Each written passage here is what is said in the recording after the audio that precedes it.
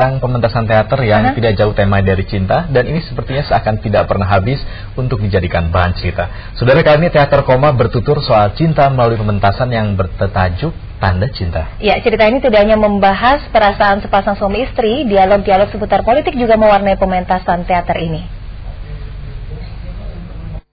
Dikisahkan hingga usia di ambang senja, sang suami yang diperankan sutradara sekaligus pemain Endrian Tiarno masih penasaran karena sang istri tidak pernah menjawab pertanyaan mendasar, yakni masih adakah cinta di antara kita.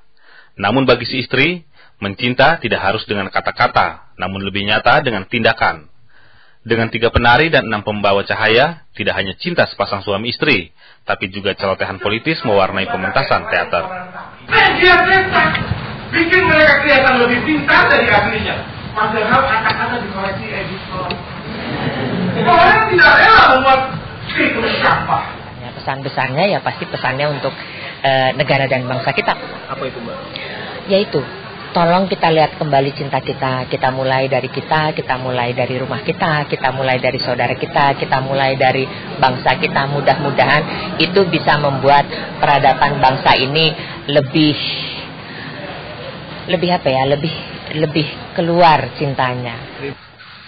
Sejak berdiri tahun 1977, Teater Koma telah memproduksi 116 pementasan, baik di televisi maupun panggung.